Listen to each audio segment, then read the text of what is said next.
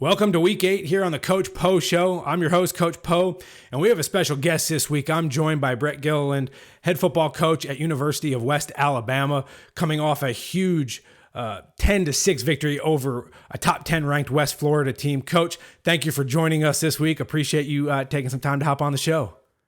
Oh, man, it's good to be on. Excited that you have me.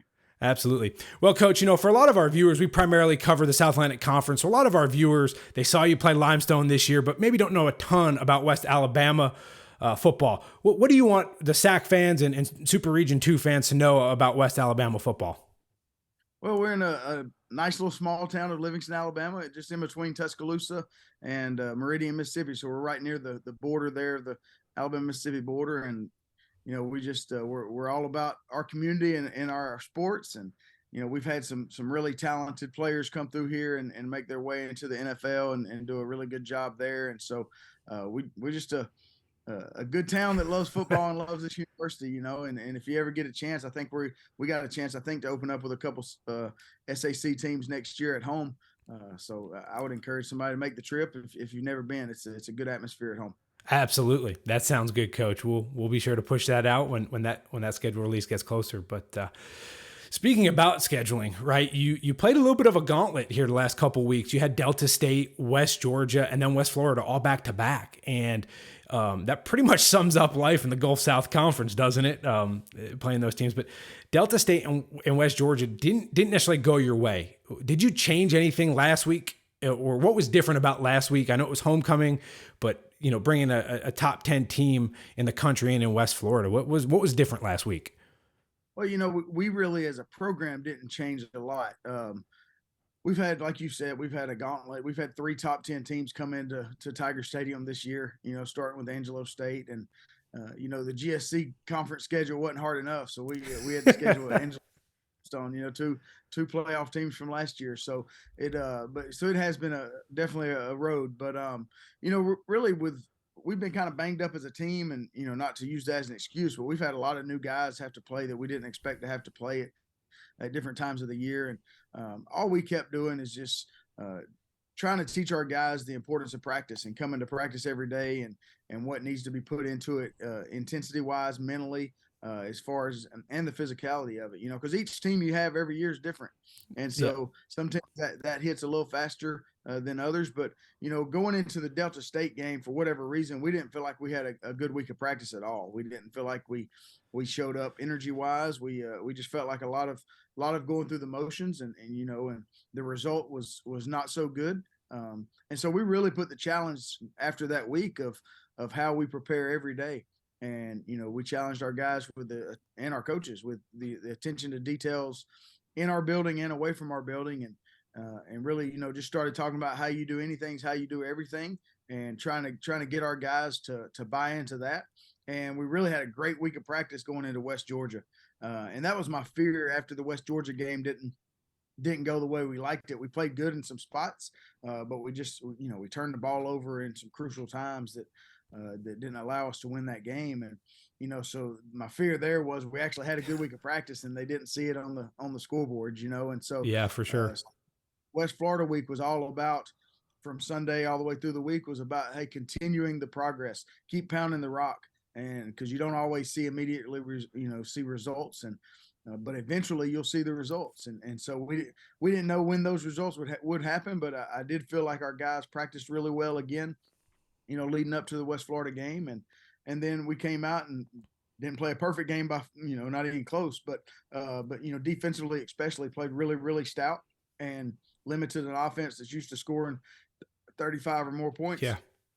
6 points. And so, just a tremendous effort by our guys. But I really feel like it was just the weeks built up on top of each other and stacked on top of each other. And we had some guys that had not played much, at certain points of the year, that finally got comfortable and finally got themselves ready to play in a big game. And I think that led to it. So to answer your question, we didn't really change anything specifically. Absolutely. We just tried to get our guys to keep practicing good every day. And I was really proud that they finally got to see some results on the scoreboard from it. Yeah, that's awesome. I know that sometimes when you're playing guys that haven't seen a ton of live action reps, we could try to duplicate it all we want in practice, but until they start getting those live action reps, it can be hard and take some time. So, just to hit back on that schedule, you you built a pretty tough non-conference schedule, right? Like as if the Gulf South isn't hard enough. You bring in Angelo State, at the time a top 10 team when they came to play, and then you travel to Limestone. So early, right? Non-conference early in the season. Do you feel like that helps prepare you for a team like a West Florida and some of the teams you're going to play in conference later in the season? Certainly it does, and that's one thing in the conference. We're always going to have a lot of tough opponents, Yeah. and so we really didn't do that on purpose to try to get ready for that, because we really feel like that within the conference we we get those games all the time. So, but we had some things happen in our schedule that was originally planned. We had two teams that backed out on us and changed the dates and the years that they were going to play us. So we really had got scrambling there for a little bit and didn't have a opening two opponents. And so we picked up both those games really late in the process. Sure. And we were fortunate to be able to pick them up because, I mean, you know how it is. The strength of schedule is always an important deal when you're trying to be a playoff team in the end. And so we knew that those helped that. And, obviously we knew that starting with Angelo, it was going to be a really, really strong test. And I think they've dropped a couple games, one to the team that played for the national championship last year, and then they may have dropped one more this year. But they're a really good football team, just like Limestone is, and Limestone's showing that, as they got into conference and are continuing to play pretty well. So yeah, I do think it prepared us. That wasn't the intent to do it, right? For sure. But it's the way it worked out, and we were fortunate to really be able to find those games because it was getting kind of hairy there for a little while. When we didn't have game 1 and 2 because of some things shuffling around. So. Not always the way you'd pick to start the season out when you're looking at the gauntlet that you just mentioned after that, but it is what it is. Well, and that's the thing, right? Like it's hard to get games. It's hard enough, and so you guys sometimes take them as they come. But again, good competition, and I always feel like winners want to play good competition. So that type of deal. But so. You talked about it a little bit, right? You had guys playing, maybe didn't get as many reps, and it took them a little time to get settled in. What did you really see after watching that film from last week's game? Was there 2 or 3 points that really stuck out to you that you're able to bring that team meeting on Monday and say, "Hey guys, look, this is paying off"? Well, the number one thing was I felt like as a team we refused to lose the game. I felt like we continued to find ways. Like I said, it didn't all go perfect. Sure. But we continued to find ways to put ourselves in good position to play some team football. And we didn't have as many 3 and outs on offense have been a big issue for us as some turnovers in some crucial times. So we didn't have near the amount of 3 and outs. We did punt the ball a lot, but we didn't have near the amount of 3 and outs. So there was a lot of hidden yardage in there with field position that we were able to win and back them up several times. Sure. And play really good defense on top of it. So, that was some crucial things that happened to us. And then we had a chance to really kind of fold as a team and let them get going. We did have one turnover later in the game, and immediately following that turnover, they hit a big pass play and got inside the 5. And if they score a touchdown right there, they may get rolling, and we could easily, we're just coming off a 2-game skid, so it could go bad. But our defense rose to the occasion. We got a TFL the next play on a run play, and then even backed them up a little more, and they did get a field goal out of that drive. But I felt like that was a big turning point because we had 2 negative things happen to us back to back. And one of our challenges all week was if you lose the momentum, find a way to get it back immediately. And, on that 3rd play after those 2 plays, we did that. Our defensive line found a way to get the momentum back, and then it kind of carried us through the rest of the game. I felt really good about the rest of the way there. So I think those were the things that was the biggest things to talk about, throughout the day on Sunday. I love that. Find a way to get that momentum back. That's something that we talk about as coaches all the time, right? Like momentum plays a big part in these games. So I appreciate that. I like that. Get the momentum back. So, and then you look at like an emotional win and it's a lot of highs. Like you said, you find a way to win that game and you kind of build on that. But after an emotional win like that last week, does having a bye this week help you think, just kind of get the guys back refocused and kind of recharge, after the last couple games? I feel like it did, and I feel like our bye was well needed for a lot of reasons. Yeah.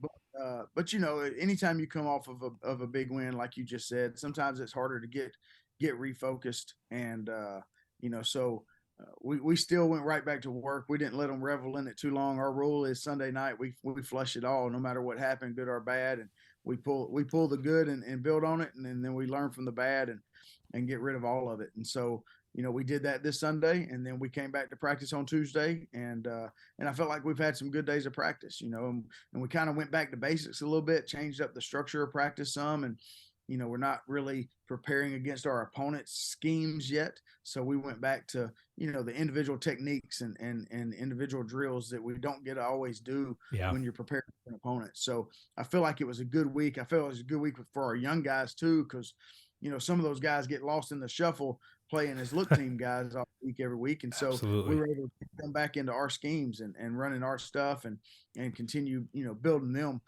for the future as well. So I think this week has been really good, and it's allowed some guys to get back healthy. So we're going to take the weekend off, and then we'll go back to a Sunday schedule, just like if we played the game Saturday. So hopefully our guys will be feeling good. But I think mentally, I think we've stayed locked in and stayed focused. So I think it came at a good time. That's awesome. Yeah. Bye weeks this late in the season sometimes can help a ton get some guys back, or like you said, kind of recharge a little bit. But so now your attention turns to Chowan next week on the road, and that's a little bit of a road trip for y'all. It's about 12 hours, I think, if I'm not mistaken. So do you've gone on some longer trips this year, going to North Greenville, going to Limestone. Do you think those longer road trips really help that team bonding and help bring cohesion among the group?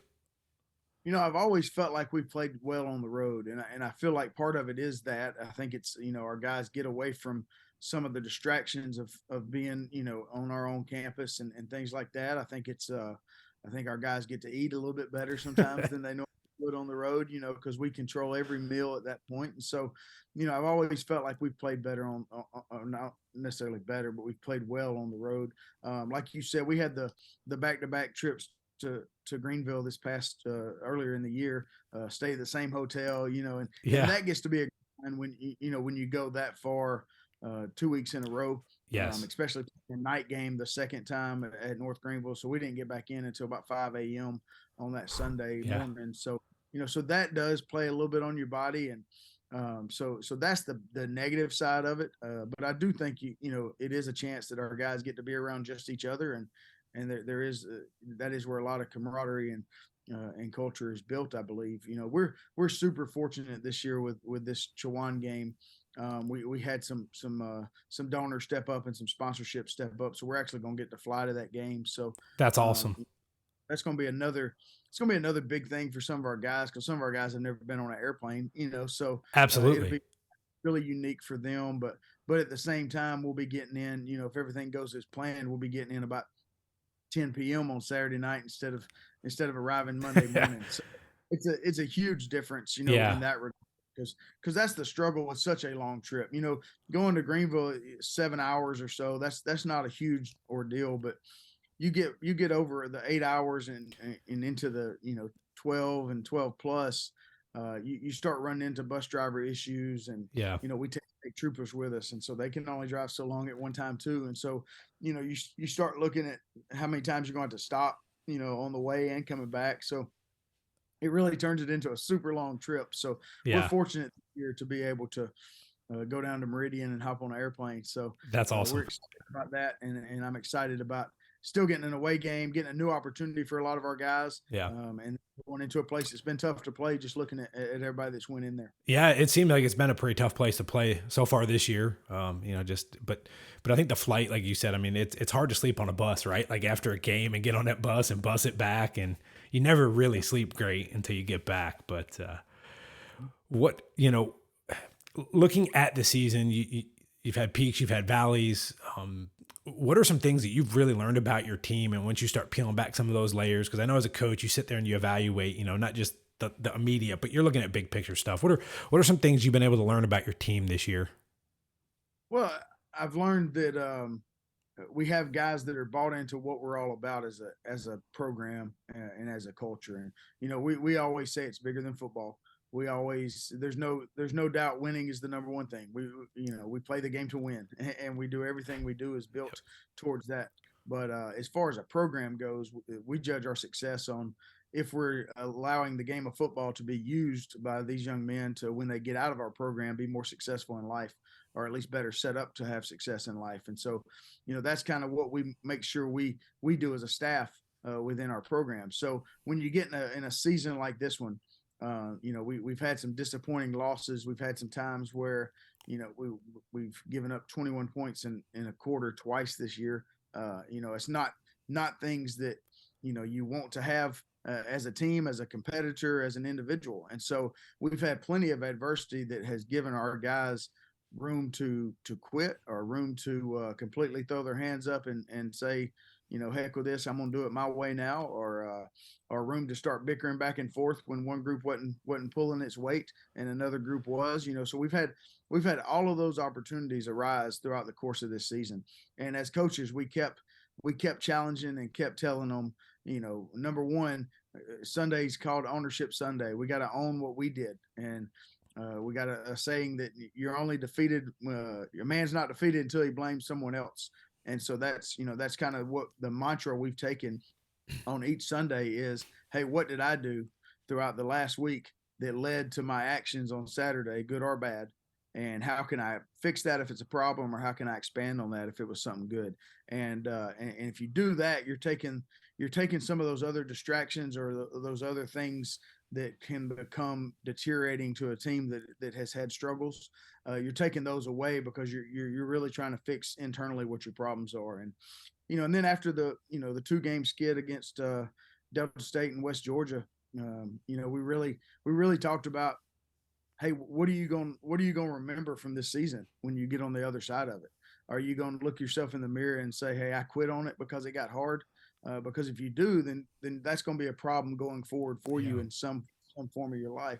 Or are you going to be able to use this as a time in your life that when the next time something goes hard, can you use this as a time that, hey, I built confidence because I kept going, I kept grinding, I kept trying to fix my problems and fix what I was doing wrong, and increasing what I was doing good. And then I finally saw some results from it. And I know I overcame some things. So whatever hits later in life, I can overcome it because I've been through a similar situation. And so that's been the real challenge the last few weeks, is just, hey, what are you doing within yourself to be able to look in the mirror at the end of this journey? And because we can't lie to ourselves. We can lie to everybody else, but we can't lie to ourselves.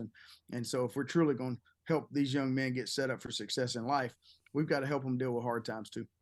Absolutely. I appreciate that, Coach. I think that gets lost in a lot of what we do as coaches on a day-to-day basis, but I appreciate that. So, well, Coach, I appreciate it. Appreciate your time hopping on the show this week. Is there anything else you want to share with D2 football and the fans?